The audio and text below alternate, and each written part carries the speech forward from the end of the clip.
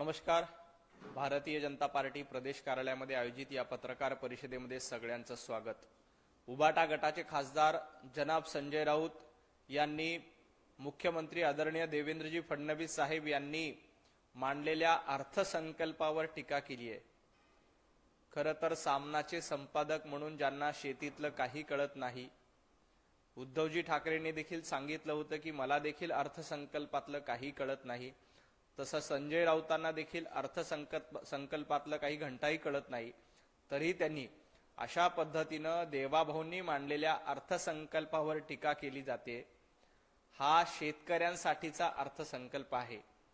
2 लाखांपर्यंत कर्ज असलेल्या शेतकऱ्यांची कर्जमाफी करण्याची घोषणा देवेंद्रजी फडणवीस साहेबांनी केली. उद्धवजी ठाकरे मुख्यमंत्री असताना कर्जमाफीच्या नावाने फक्त थापा मारण्याचं काम केलं होतं.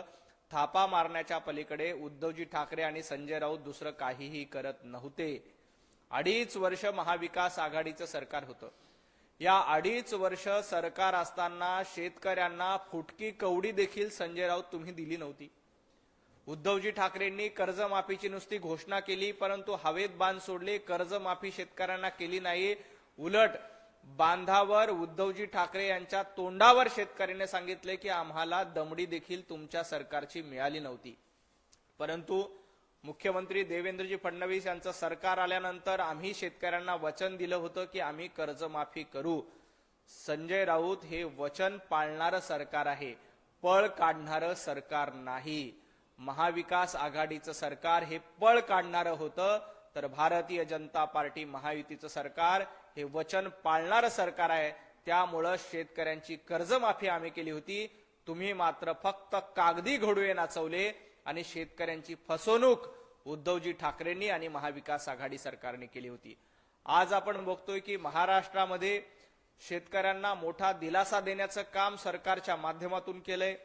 मुंबईतलं इन्फ्रास्ट्रक्चर असेल किंवा वेगवेगळ्या शहराचं, मुंबई, पुणे, नागपूर, नाशिक, संभाजीनगर अशा वेगवेगळ्या शहरांचा विचार करून हा अर्थसंकल्प देवेंद्रजी फडणवीस साहेबांनी मांडला. याच्यामुळे शेतकरी, कष्टकरी, गरीब, मुंबईमध्ये राहणारा सर्वसामान्य माणूस, पुण्यामधली मेट्रो असेल, नागपूर असेल, या सर्व शहरांचा विकास करण्याचं काम या अर्थसंकल्पातून केलंय. परंतु दुर्दैवानं ज्यांना अर्थसंकल्पातलं काही कळत नाही, ज्यांना शेतीतलं काही कळत नाही, अशी लोक या अर्थसंकल्पावर टीका करतात. शेतकऱ्यांची कर्जमाफी 100% होणार आहे. देवेंद्रजी फडणवीस साहेबांनी काल सभागृहामध्ये स्पष्टपणे सांगितलं की 2 लाख रुपयापर्यंत ज्याचं कर्ज थकीत आहे अशा पात्र शेतकऱ्यांना कर्जमाफी दिली जाणार आहे.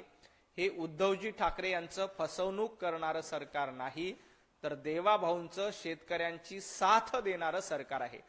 तुम्हाला आठवत असेल तर शेतकऱ्यांनी फक्त कर्जमाफी केली नाही शेतकऱ्यांसाठी, तर शेतकऱ्यांना वीज देणं, सिंचनाच्या सुविधा देणं, हे देण्याचं काम देखील भारतीय जनता पार्टीच्या सरकारने केलंय. उद्धवजी ठाकरेंचं सरकार असताना शेतकऱ्यांना कर्जमाफी दिली का? बांधावर जाऊन 50,000 रुपये रोख देणार अशा पद्धतीची घोषणा दिली होती, परंतु ती घोषणा देखील फसवी दिली. कोकणामध्ये वादळ येऊन शेतकऱ्यांचं मोठं नुकसान झालं होतं. उद्धवजी ठाकरे यांनी 3 तासाचा हवाई पाहणी दौरा केला होता आणि शेतकऱ्यांना मदत करू असं आश्वासन दिलं होतं. उद्धवजी ठाकरे 2.5 वर्षात ते आश्वासन पूर्ण करू शकले नाही. एकनाथजी शिंदे मुख्यमंत्री झाल्यानंतर ते आश्वासन आम्ही पूर्ण केलं आणि आज आम्ही देखील सांगितलं होतं की शेतकऱ्यांची कर्जमाफी करू. कुठल्याही निवडणुका डोळ्यासमोर नसताना आम्ही दिलेला शब्द पाळला, आम्ही पळ काढलेला नाही. लाडक्या बहिणीची काळजी करण्यासाठी लाडके भाऊ, देवाभाऊ अतिशय समर्थ आणि सक्षम आहेत. लाडक्या बहिणी महाविकास आघाडी सोबत कधीही नव्हत्या, तर महायुती सोबत कायम लाडक्या बहिणी उभ्या राहिल्या.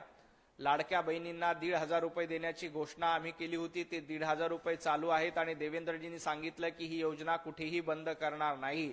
उलट संजय राऊतांना मला सांगायचंय, महाविकास आघाडीचे काही लोक कोर्टामध्ये जात आहेत आणि लाडकी बहीण योजना बंद झाली पाहिजे यासाठी प्रयत्न करतायत. संजय राऊत, तुमच्यामध्ये हिम्मत असेल तर लाडक्या बहिणीच्या योजनेच्या विरोधात जे आवाज उठत आहेत त्यांना जाब विचारा. भारतीय जनता पार्टी आणि महायुतीचं सरकार हे लाडक्या बहिणींसोबत ठामपणे आणि सक्षमपणे उभं आहे. लखपती दीदी करणं असेल किंवा लाडक्या बहिणीची योजना सुरू ठेवणं असेल, हे काम भारतीय जनता पार्टी आणि महायुतीच्या माध्यमातून केलं जातंय. उलट काँग्रेसच्या वतीनं लाडकी बहीण योजना बंद झाली पाहिजे यासाठी प्रयत्न केले जात आहेत. संजय राऊत उभाटा गटाच्या माध्यमातून लाडकी योजना बंद झाली पाहिजे यासाठी प्रयत्न केले जातात.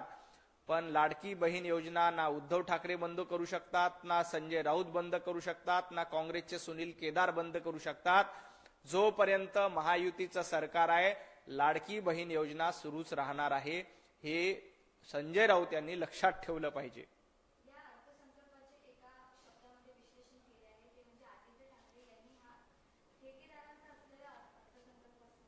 हा ठेकेदारांचा अर्थसंकल्प नाही, तर विरोधकांची ठासणारा अर्थसंकल्प आहे आणि जनतेचं हित करणारा अर्थसंकल्प आहे.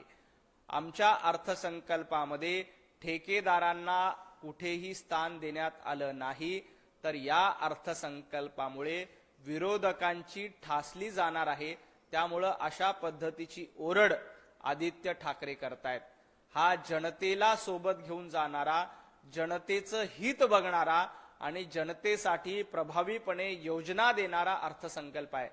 आपण बघा, मुंबई मेट्रो असेल, नवी मुंबई आंतरराष्ट्रीय विमानतळाला जोडणं असेल किंवा समृद्धी महामार्गापर्यंतचा सुकर प्रवास करण्याचा असेल, हे सर्वसामान्य मुंबईकरासाठी पुणे मेट्रो असेल, नागपूर मेट्रो असेल, नाशिकचा कॉरिडॉर असेल, हे सगळं सर्वसामान्य मराठी माणसासाठी आणि महाराष्ट्रीयन माणसासाठी देवाभाऊंनी दिलेलं आहे. याच्यामध्ये ठेकेदारांचा संबंध काय? 25 वर्ष महापालिकेमध्ये ठेकेदार ठेकेदार ठेकेदार आठवत होते. त्यामुळे आता अर्थसंकल्प आल्यानंतरही आदित्य ठाकरे यांना आणि संजय राऊत यांना जनता आठवत नाही, फक्त ठेकेदार आठवतात. हा ठेकेदारांचा नाही, तर तुमच्यासारख्या विरोधकांची ठासणारा अर्थसंकल्प आहे आणि जनतेचं हित बघून जनतेला विकासापर्यंत घेऊन जाणारा अर्थसंकल्प देवाभाऊंनी मांडलेला आहे. त्यामुळं आदित्य ठाकरेंचीही पोटदुखी होते आणि संजय राऊतांचीही पोटदुखी होते.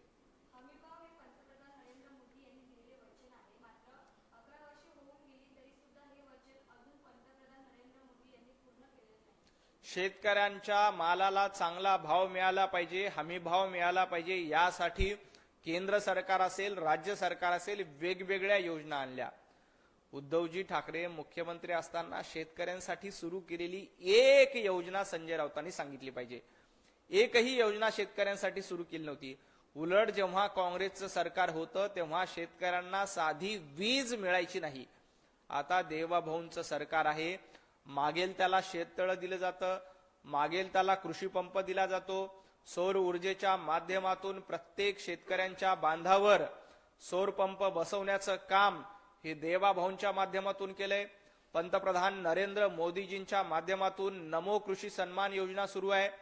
एवढंच काय, तर शेतकऱ्यांना केंद्र सरकारच्या वतीनं वेगवेगळी अवजारं मोफत आणि सबसिडीच्या दरात देण्याचं काम सुरू आहे.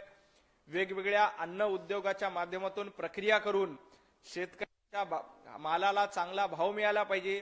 शेतकऱ्यांच्या मालावर प्रक्रिया होऊन तो माल थेट बाजारपेठेत उपलब्ध झाला पाहिजे, यासाठी केंद्र सरकारच्या आणि राज्य सरकारच्या अनेक योजना आहेत. खरं तर पंतप्रधान नरेंद्र मोदीजींनी शेतकऱ्यांच्या हितासाठी 3 कृषी कायदे केले होते आणि या 3 कृषी कायद्याच्या माध्यमातून शेतकऱ्यांच्या जीवनमानामध्ये आमूलाग्र असा बदल झाला असता. परंतु काही दलालांनी, काँग्रेसच्या काही लोकांनी शेतकऱ्यांच्या नावानं या आंदोलनाला विरोध केला आणि त्याच्यामुळे शेतकऱ्यांची मोठं फसवणूक झाली. परंतु पंतप्रधान नरेंद्र मोदीजी हे दिवस रात्र देशासाठी आणि शेतकऱ्यांसाठीचाच विचार करतात.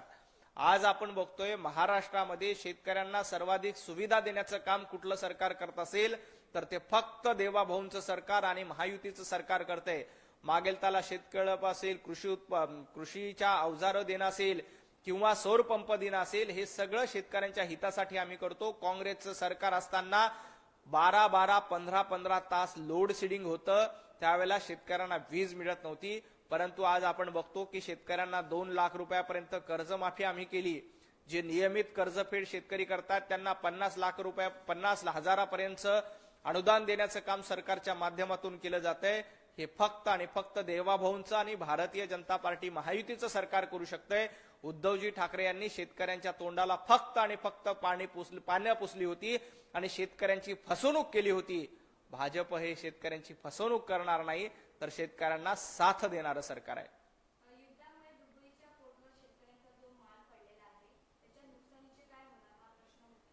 युद्धामुळे बऱ्याच शेतकऱ्यांना फटका बसलाय, परंतु केंद्र सरकार त्याबद्दल दखल घेते, राज्य सरकार त्याची दखल घेते. शेतकऱ्यांचं कुठलंही नुकसान होणार नाही याची काळजी करण्यासाठी पंतप्रधान नरेंद्र मोदीजी सक्षम आहेत. महाराष्ट्राचे मुख्यमंत्री देवेंद्रजी फडणवीस सक्षम आहेत. आम्ही कायम शेतकऱ्यांचा विचार करतो. आणि तुम्ही असं म्हणतायत की भारत हा अमेरिकेचा गुलाम झालाय. अहो संजय राऊत, तुमची उभी हयात सिल्वर ओकची गुलामगिरी करण्यामध्ये गेली. शरद पवारांच्या घरी जे धुनी भांडी करतात त्यांनी पंतप्रधान नरेंद्र मोदीजींवर टीका करू नये. आपलं संपूर्ण हयात, आपली संपूर्ण कारकीर्द ही सिल्वर ओकची गुलामी करण्यामध्ये गेली. आता उरलेली कारकीर्द ही सोनिया गांधींची गुलामगिरी करण्यामध्ये घालवतायत, राहुल गांधींची गुलामगिरी करण्यामध्ये घालवतायत. त्यामुळे तुम्हाला पंतप्रधान नरेंद्र मोदीजींच्या धोरणावर टीका करण्याचा अधिकार नाही. पंतप्रधान नरेंद्र मोदीजी हे देशातलं एक सक्षम आणि समर्थ नेतृत्व आहेत. त्यांच्या नेतृत्वावर 140 कोटी जनतेचा विश्वास आहे. त्यामुळेच पंतप्रधान नरेंद्र मोदीजींना एकदा नाही, दोनदा नाही, तर 3 वेळेला जनतेनं निवडून दिले. संजय राऊत, तुम्ही मागच्या दारानं राज्यसभेमध्ये जाता. तुमच्यामध्ये हिम्मत असेल तर एखादी निवडणूक जिंकून या आणि मग पंतप्रधान नरेंद्र मोदीजींवर टीका करा. खूप खूप धन्यवाद.